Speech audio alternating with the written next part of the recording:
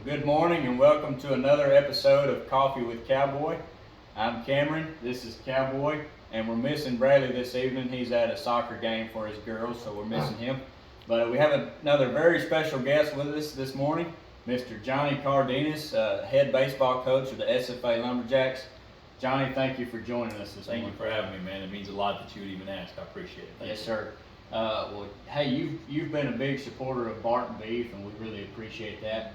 Really, ever since we first started about 5 years ago, and so we wanted to bring you on here, and we want to support SFA baseball as well. We've enjoyed watching you guys over the years, and I think you're entering your 14th season now. Yes, sir. Yes, so sir.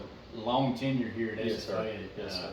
I know you've done a great job, and people really love you. And well, I appreciate it. And I know you're really involved in the community, and so we just thank you for your time here for sure with us. And so a lot of people may think, hey, what are we doing here with a baseball coach? What does it have to do with ranching? Exactly. And we kind of want to bring that together and bring different people on the show. Sure. So real quick, or to start off, how would you say baseball has impacted your life? Well, I mean, if I had to say, the biggest thing that it's allowed me to do is it's allowed me, like you said, it's allowed me to be in the lives of countless young men and to try to make a little bit of a difference in their lives, to try to mentor them into being great young men. I think most people think, well, you're a baseball coach and your biggest thing is to teach them how to play baseball.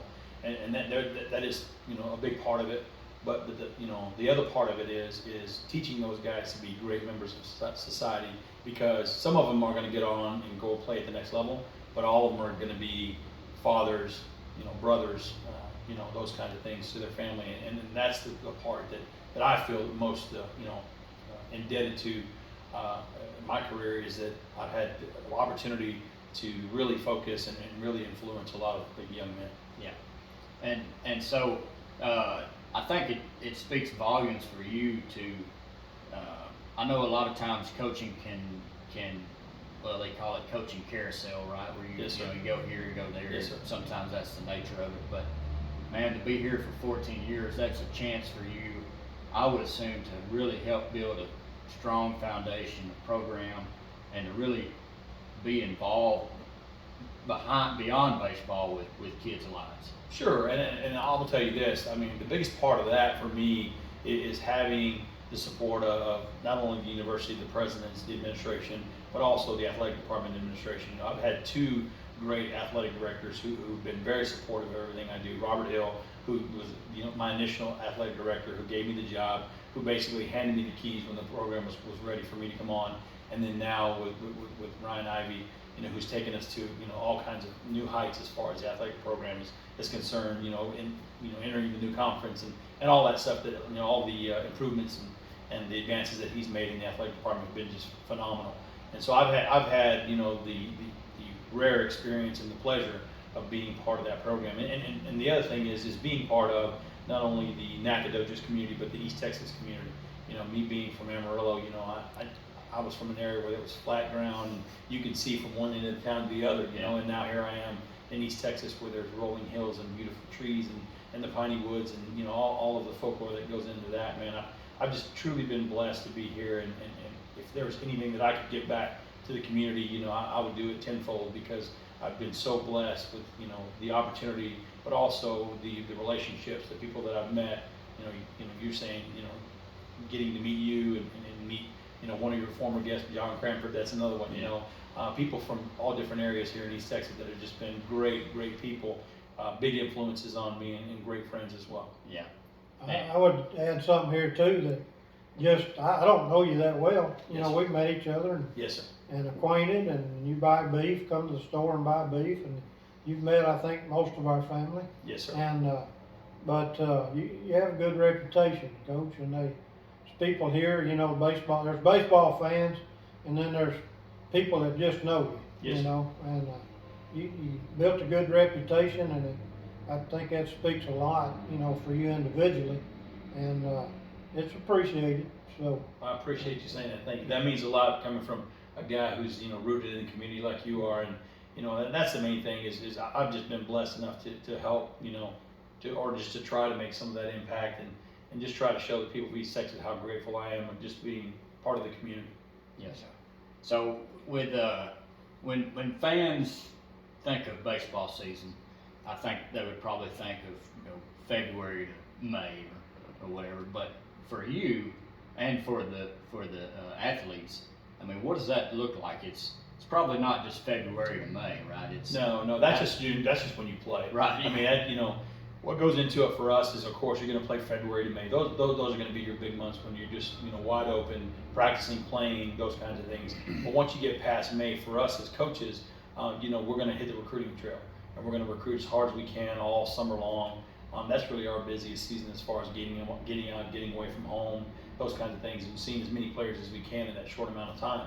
That's our big recruiting, time. For our players, we encourage those guys to either go play somewhere, go to school, or just stay and get in shape and work out and continue to get better at your craft, those kinds of things. And so those guys really have to stay after it. We usually give those guys the month of, say, hey, we're done in May, we're going to give you the month of June off, don't do anything, be a regular person, go hunt, go fish, go to the lake, do whatever you want to. But then when you get into July, it's time to kind of start ramping that back up again, knowing that right in August we're going to be right back into school.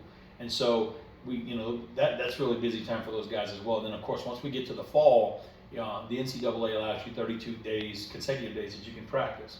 And so what we will do is we will move those 32 days to the end of the semester. And at the beginning of the semester, we'll do a lot of individual work. And so those guys will come in and you can only practice for a grand total of 8 hours per week for the first 25, 30 days. And then after that, once you get into that 32, then you're practicing 20 hours a week, and that's where your inter squads come in, your outside competition games, those kind of things. And that will take you all the way until November. So really, once you send those guys home for Thanksgiving, they get a little bit of a break. They come back for a week, they get their finals done, and then you send them home with a packet saying, hey, these are the things that you need to be doing while you're at home. Ramp up your throwing at this time. You need to throw this many pitches at this point, getting this many swings, that kind of stuff. And so really, the only time that a player really has off is that in between time of Thanksgiving and Christmas. That's really the only time that a baseball player and the coaching staff really kind of have off. And those are the times we try to get in as much family time as possible. That's when it you really get a chance to recharge your batteries, because, and if you don't, and if you're one of those guys who continuously keeps your nose to the grindstone, man, you'll burn yourself out. Yeah. So we encourage our guys to take those time off when they can. Again, go hunt, go fish, do normal people stuff, and then get right back after it when the time comes. Yeah, I mean it's almost for those kids like a full-time job. Without a doubt, and that's what we tell our guys. We tell our guys it's what you signed up for is you signed up for a life that you're going to have to, if you want great things, you're going to have to sacrifice great things. And we tell our guys all the time, you can't dabble it, and you can't have one foot in one and one foot in the other. But you got to be all in. And if you expect to achieve great things and go on to the next level, you're going to have to sacrifice like that. Yeah. And some of those guys have a hard time with that. And it seems that that's part of the preparation of life too, because that's similar to what we do, Coach. We got to be all in. Sometimes we have to take everything we have to try to make money. Yes. At the businesses we're in, and most of the time it takes that kind of that work ethic. It takes work every day, farming and ranching, and there may be seasons that are different, but you better be working at it every day all year, and lots of times, in one way or another, we're kind of risking it all Yes, sir. to achieve the goal. Yes, sir. Yes, sir. Yeah. Just like a farmer, he's growing crops or herding cattle or those kind of things, and we're doing the same thing. Our jobs have a lot of parallels, in that it's a year-round job for you guys, and what you put into is what you're going to get out of it. Right. And it's the same thing for us. What we put into our kids is what we're going to get out of it. What they put into the programs is what they're going to get out of it. And much like a farmer or rancher, like you said, if you're not keep your nose to the grindstone and working it, it's not going to be a very good product that you're putting out. Right. And I was just thinking talking about recruiting. We even recruit, I guess you'd say, recruit cattle. Oh, yeah. Where hey, we assess the productivity of our cattle, return on investment of our cattle, and we have to decide every year, hey, is this the cow or cows we need in our program moving forward? And there's probably some similarities there, Oh, big time, big time. So talking about real quick, and we'll move on, but talking about a little bit of success that you've had with certain players. We were talking before we started here, just when you came in about Hunter Dozier and kids like that. And I know success is measured in different ways, and just because you don't make it to the big leagues doesn't mean you're not successful. Sure. How have you been able to? What has it meant to you as a coach to see those guys like Hunter and Will Vest and other guys make it to that level? Man, I tell you what, that's ultimate. I can tell you that when Hunter was getting into the situation where he was going to get drafted, that draft year, the night before the draft, I called him and I said, "Hey man, I'm just going to tell you, hey, good luck. What have they told you?" He said, "Well, they said I can go anywhere from like the 7th round to the 10th round, maybe early as the 5th." And I said, "Okay, man." I said, "Hey, good luck to you. I'm not going to call you. They're going to do the first 10 rounds of the first day. I'm not going to call you. I'm on vacation with my family. Hey, you're doing your thing. I wish you the best of luck. I'll call you, after the draft and kind of see where it happened." So we're in Galveston, and we're cooking out, eating burgers or whatever, and we got the draft on the TV, and I'm walking by with burgers, and I see Hunter's face across the TV, and I almost drop all the burgers, and I turn around to my wife and I said, "Hey, is that Hunter? They're talking about drafting Hunter." And she said, "Oh, really?" And she turns it on. It's in the first round. Wow. Like he gets drafted in the first round.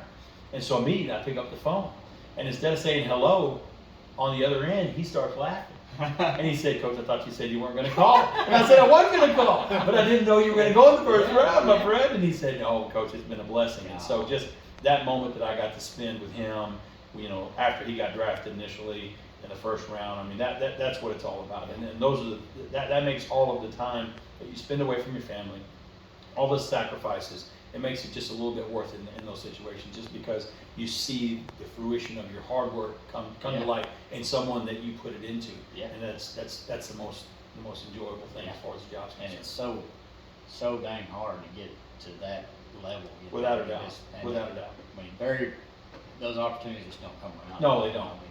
They don't. It's a special person that gets to make that, and Will's another one. Will got a chance to go, get drafted and now pitching in the big leagues with the Detroit Tigers. And, he's a kid that, just hard work, a kid who came in, had surgery, got himself back in shape, and just always had that mindset and that goal.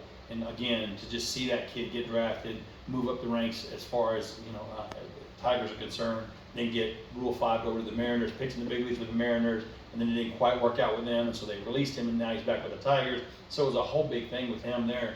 And then once he got to the big leagues with the Tigers and really got settled in and had a good year, just to watch, there was a game this year where Will actually pitched against Hunter, and Hunter hit a home run off of him, and so I texted both of them and I said, "Man, you didn't have to do him that way. I mean, a hit would have been fine. Yeah, right. You didn't have to hit a home run off of him." And so we kind of had that banter between the three of us, via text. But again, just to have that's a blessing for me and really for my family, just to know that everything that we've done to take time away from family, to pour it into these young men, it has definitely all been worth it. Well, real quick, Owen, and then we'll get to Dad. He's got the last question for you. I do want to thank Miss Natalie and your family for letting you spend time with us this evening. Travel all the way to big G-Town and spend this time with us. I don't mind at all. She doesn't mind at all. She knows that it's just part of the gig, and she's super supportive. And I'll tell you right now, as you well know, you can't have a successful business. You can't be successful with anything without having a good hand behind you, pushing you in the right direction. No doubt. And that's something that Natalie's just been unbelievably successful at doing, is pushing me in the right direction, because I think a lot of times as coaches, as business owners, we kind of think that we know everything, and sometimes we get a little bit different viewpoint. I've said this many times, she's probably my best recruiter. Like, when she goes out and eats with us, and we'll sit there with young kids and families, and there's been several times that she'll say, "You don't want that kid." And, we don't recruit the kid, and he goes somewhere and we find out, "Hey man, he wasn't the kid we thought he was." Or she'll say, "Hey, that's a good kid, you need to recruit him. I like him, I like his family."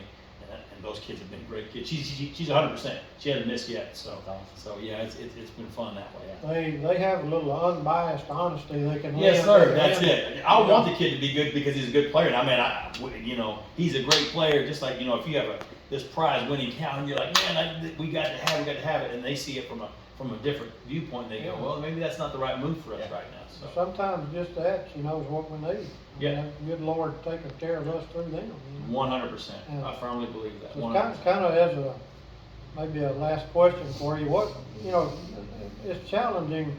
Life is challenging. So, what challenges have come along for you in your career, and the rewards too? We visited earlier about sometimes challenges or defeats, or maybe what somebody would term unsuccessful. There's a reward that comes from that. So, are there any of those in your career? A challenge, maybe, Sure. a reward? I think the challenge is the same challenge that everyone has, whether it be, a baseball coach, a business owner, anything like that, a rancher, farmer, is just to have continued success. Because you're always going to have those years where, just like this last year, where, you win 15 games out of 52.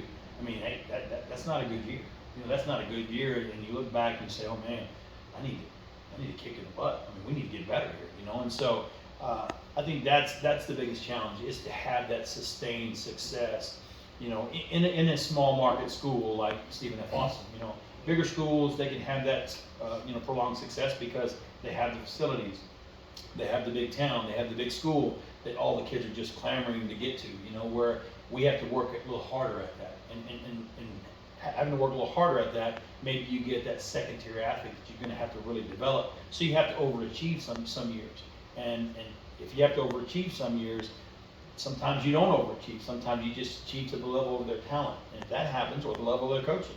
And if sometimes that happens, then maybe that's the year that's the most challenging year for you. And for me, it's a challenge, but it's also a blessing. And like you said, and that when you do have those